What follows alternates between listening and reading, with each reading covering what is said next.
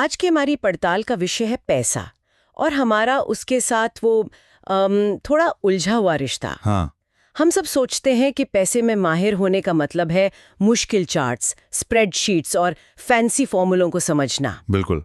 लेकिन क्या हो अगर पैसे का खेल गणित का नहीं बल्कि मनोविज्ञान का हो? और आज हम इसी पर गौर करने वाले हैं मॉर्गन हाउसेल की किताब द साइकोलॉजी ऑफ मनी से। हाँ। किताब का एक बहुत सीधा सा तर्क है क्या?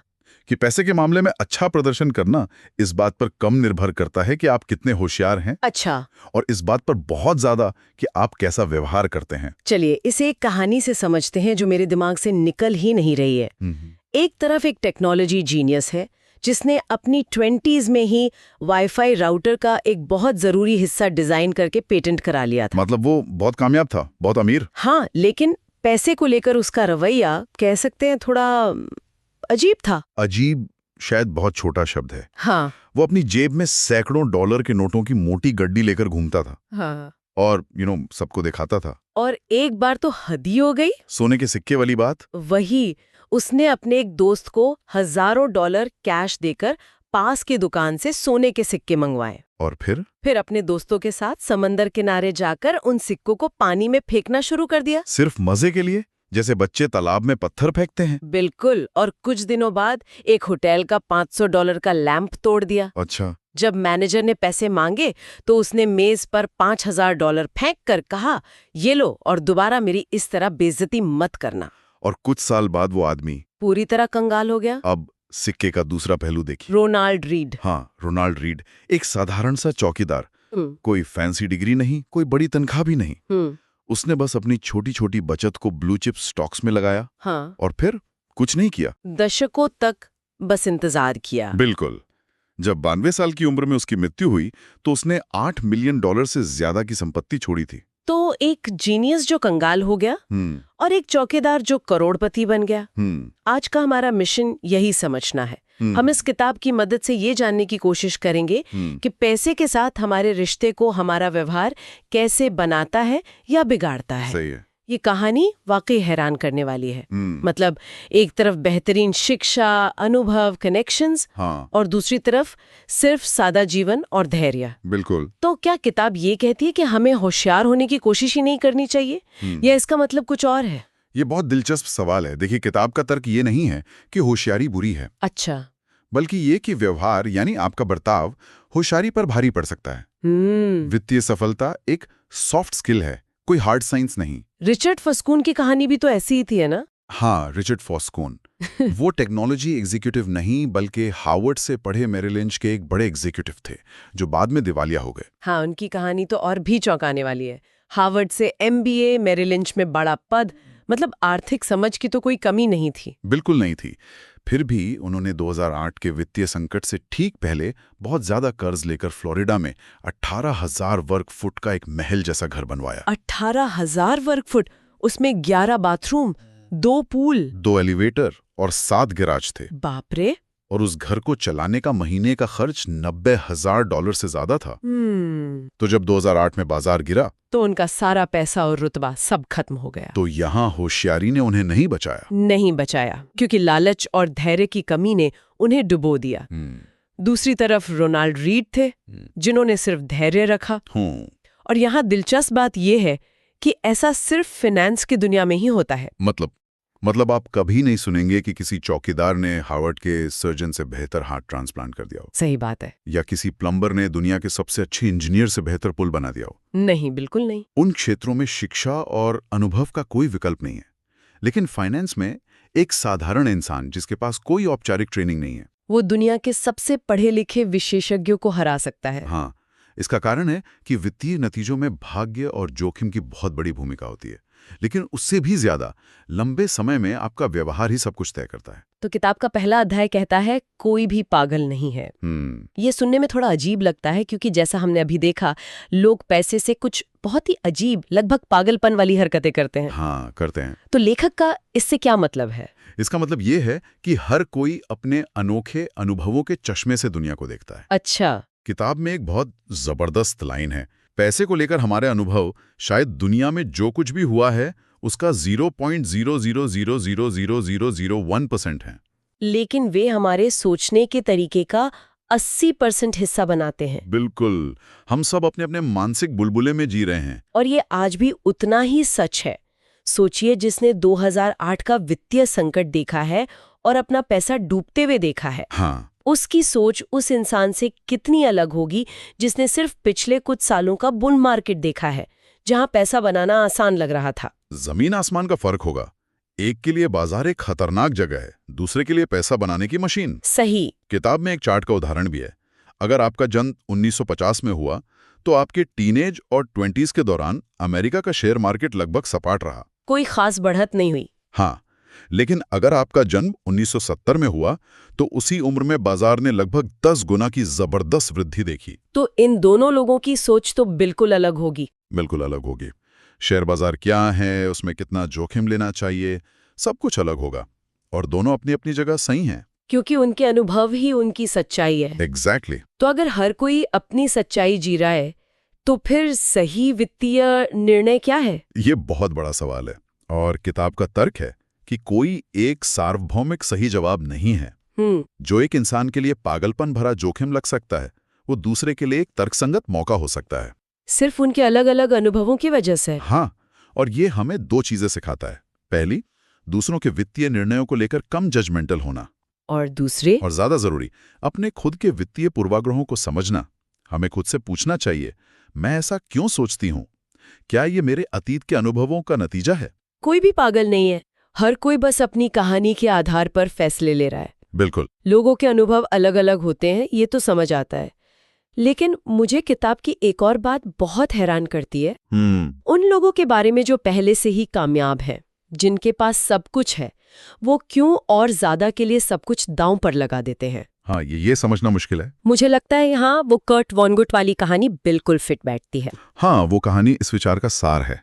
कहानी कुछ यूं है कि लेखक कर्ट वॉनगुट और उनके दोस्त जोसेफ हेलर, जो कैच 22 जैसी मशहूर किताब के लेखक थे, हाँ, वो एक अरबपति की शानदार पार्टी में थे। वॉनगुट ने हेलर से मजाक में कहा, देखो, हमारा मेजबान शायद एक दिन में उतना पैसा कमा लेता है जितना तुम्हारी किताब कैच 22 ने आज तक कमाया है। और हेलर का जवाब वो शानदार था। क्या था? उन्होंने कहा, हाँ, ये सच है, लेकिन मेरे पास एक चीज ऐसी है जो उसके पास कभी नहीं होगी। अच्छा। वॉनगुट ने पूछा, क्या? हेलर ने जवाब दिया, इनफ, काफी होने का एहसास। हाँ। और यही काफी की समस्या है। किताब कहती है कि सबसे मुश्किल वित्तीय कौशल है गोल पोस्ट को खिसकने से रोकना।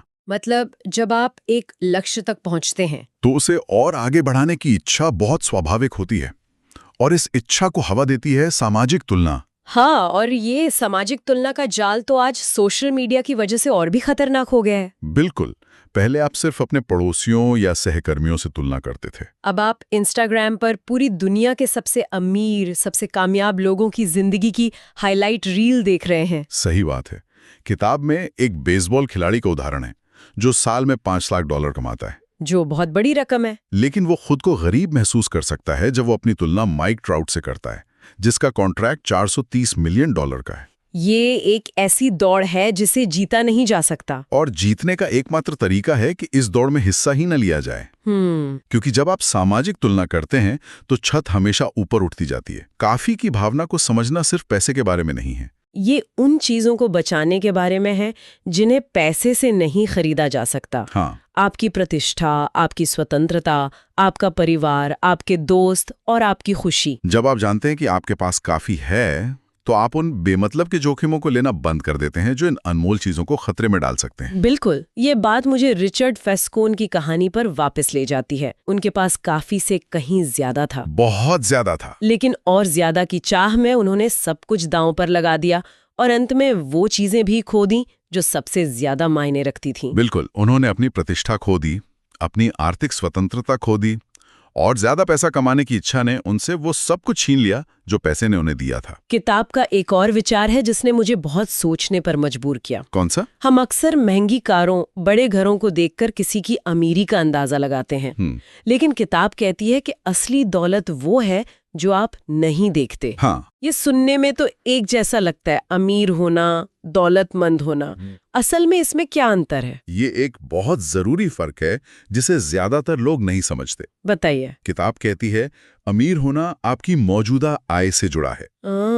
ये दिखाई देता है। अच्छा। जब कोई 1 करोड़ की कार चलाता है तो हम सोचते हैं कि वो अमीर है, लेकिन असल में हम सिर्फ एक बात जानते हैं। क्या? कि उसके पास अब कार खरीदने से पहले की तुलना में 1 करोड़ रुपए कम है, या उस पर 1 करोड़ का कर्ज ज्यादा है। बिल्कुल। अमीरी दिखावा है। और दौलत? दौलत वो आय है जिसे खर्च नहीं किया गया है। ये छिपी हुई है। ये वो कार है जो नहीं खरीदी गई, वो घड़ी है जो नहीं पहनी गई। दौलत बैंक खातों में, निवेश पोर्टफोलियो में होती है। तो दौलत आपको विकल्प देती है, स्वतंत्रता देती है। बिल्कुल। अमीरी आज रात के खाने के लिए है, दौलत भविष्य की सुरक्षा के लिए है। इसी से जुड़ा man in the car paradox है। ये कमाल का विचार। हाँ, ये कुछ ऐसा है जो हम सब करते हैं लेकिन शायद कभी नोटिस नहीं करते। क्या है ये? जब आप सड़क पर एक बहुत महंगी फैंसी कार देखते हैं तो आप शायद ही सोचते हैं, वाह, उस कार का ड्राइवर कितना कूल और सफल इंसान है। नहीं, मैं तो नहीं सोचती। मैं सोचती हूँ, वाह, अगर मेरे पास वो कार होती तो लोग मुझे कितना कूल समझते। एग्जैक्टली, यही है वो पैराडॉक्स। ये तो बहुत गहरी बात है। मतलब हम जिस तारीफ और सम्मान के लिए महंगी चीजें खरीदते हैं वो हमें मिलती ही नहीं। हाँ, लोग आपकी इज्जत नहीं करते, वो बस आपकी चीजों की कल्पना अपने लिए करते हैं। तो ये तो एक ऐसा खेल हुआ जिसमें जीतने का कोई रास्ता ही नहीं है। आप पैसा खर्च करते हैं दूसरों को प्रभावित करने के लिए, लेकिन दूसरे आपसे प्रभावित नहीं होते, वे बस आपकी चीज से प्रभावित होते हैं। और यही चुनौती है। अमीर रोल मॉडल खोजना बहुत आसान है क्योंकि उनकी अमीरी दिखती है, लेकिन दौलतमंद रोल मॉडल खोजना लगभग नामुमकिन है। हाँ, क्योंकि उनकी सफलता परिभाषा के अनुसार छिपी हुई है। वॉरेन बफे शायद एक अपवाद हैं, जो दशकों से एक ही साधारण घर में रह रहे हैं। हाँ, लेकिन ज्यादातर दौलतमंद लोग हमारे आसपास ही रहते हैं और हमें पता भी नहीं चलता। तो सच्ची दौलत का लक्ष्य दिखावा नहीं है। नहीं, इसका असली लक्ष्य है अपने समय पर पूरा नियंत्रण हासिल करना। पैसे का सबसे बड़ा लाभांश यही है। तो इस सब का क्या मतलब निकलता है? अगर हम मॉर्गन हाउसल की किताब के इन विचारों को समेटें तो कुछ सरल लेकिन बहुत शक्तिशाली बातें सामने आती हैं। बिल्कुल। पहली और शायद सबसे बड़ी सीख ये है कि वित्तीय सफलता आपकी डिग्री या आपकी बुद्धिमत्ता का खेल नहीं, बल्कि आपके व्यवहार का खेल है। एक धैर्यवान चौकीदार एक लालची बेसब्र जीनियस को आसानी से पछाड़ सकता है, और ऐसा असल में होता है। दूसरी बात, पैसे को लेकर हमारा नजरिया हमारे निजी अनुभवों की देन है। हाँ, जो हमें पागलपन लगता है, हो सकता है किसी और के अनुभव के हिसाब से वो बिल्कुल तर्कसंगत हो। इसलिए दूसरों को आंकने से पहले थोड़ी सहानुभूति और आत्म जागरूकता बहुत जरूरी है। तीसरा, और आज की दुनिया में शायद सबसे जरूरी सबक, सामाजिक तुलना की दौड़ से बाहर निकलना और अपने लिए काफी की परिभाषा तय करना। क्योंकि ये एक ऐसी दौड़ है जिसे कभी जीता नहीं जा सकता, इसलिए इसमें हिस्सा ना लेना ही सबसे बड़ी जीत है। और आखिर में अमीर दिखने और असल में दौलतमंद होने के बीच का फर्क समझना। हाँ, सच्ची दौलत महंगी चीजों में नहीं, बल्कि उस स्वतंत्रता में है जो आपको अपने समय पर नियंत्रण देती है। दौलत वो है जो दिखती नहीं, वो आपको आजादी देती है। जैसा कि किताब का एक मुख्य संदेश है, अपने समय को नियंत्रित करने की क्षमता ही पैसे का सबसे बड़ा लाभांश है। दिन के हर पल ये फैसला कर पाना कि आप क्या करना चाहती हैं, किसके साथ करना चाहती हैं और कब तक करना चाहती हैं, यही असली दौलत है। आज की इस चर्चा के बाद एक विचार सोचने लायक है। कौन सा एक छोटा बदलाव किया जा सकता है जिससे भविष्य के समय का एक छोटा सा हिस्सा ही सही वापस खरीदा जा सके?